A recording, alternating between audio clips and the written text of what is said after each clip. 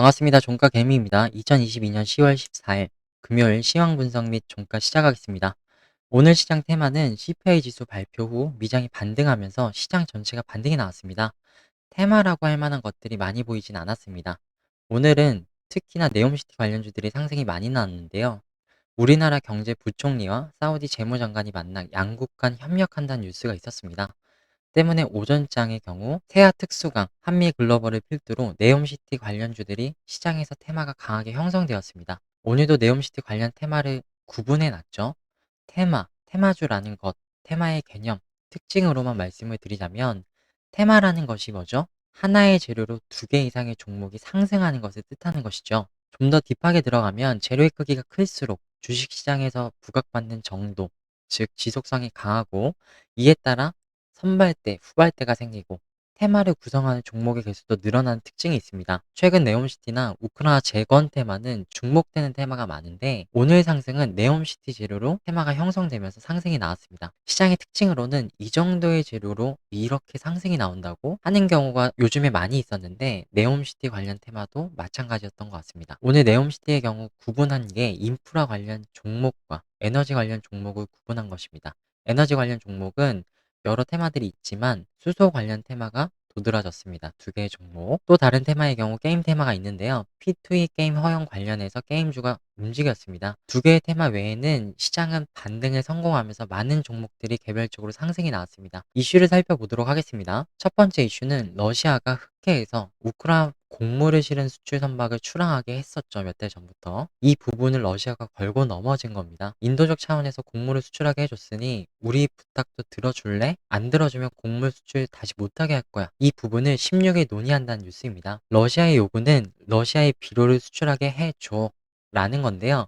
표면적으로는 비료 수출이지만 실상은 비료를 수출하기 위해서는 보험, 금융 등의 복잡한 제재가 작동되어 있어 이 부분을 해소해 달라는 겁니다. 원만한 합의는 어려울 듯 하고요. 이 재료로 곡물, 사료 관련주들을 주시해도 되지만 아직까지는 리스크가 있습니다. 곡물 사료주의 상승 동력은 우크라와 러시아, 미국의 전쟁 고조, 긴장감이 상승 동력인데요.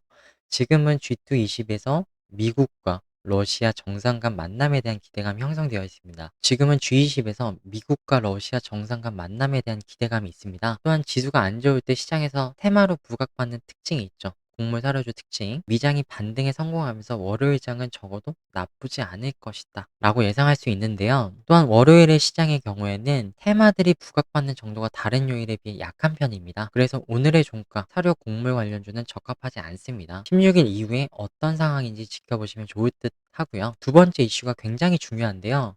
미국이 중국 통신 장비 기업에게 자국 내 판매를 금지하려 합니다. 이전부터 16일 중국의 공산당 대표 회의에 대한 얘기를 했었죠. 시진핑 연임에 대한 이야기였죠. 미국이 중국에 대한 제재를 가하려고 하는 상황에서 중국이 그럴래? 어쩔 수 없지. 라고 할 일은 없잖아요. 너네가 우리한테 제재를 걸어? 그래, 알았어. 우리도 가만히 있지 않을 거야. 라고 할 가능성이 매우 높죠. 오늘 장의 특징으로는 서두에서도 말씀드렸다시피 지수가 상승이 나오면서 그동안 지수에 의한 하락한 종목들이 반등에 성공했습니다. 그래서 그동안 지수 하락분을 회복하려고 상승한 것인데 개별적인 테마적인 재료로 인해 상승이 나온 것이 아니기 때문에 그래서 맛있는 종목이 없다라고 표현을 한 겁니다. 오늘 종가로는 동국 RNS가 괜찮아 보입니다. 동국 RNS 같은 경우에는 얼마 전부터 자주 말씀을 드렸었죠. 재료는 살아있고 그리고 히토리 대장이죠. 차트를 보도록 하겠습니다. 동국 RNS 특징을 보면 스케일을 크게 놓고 봤을 때 특징이 있는데요. 바로 구간을 제가 표시를 한번 해볼게요. 이 구간이 있고요.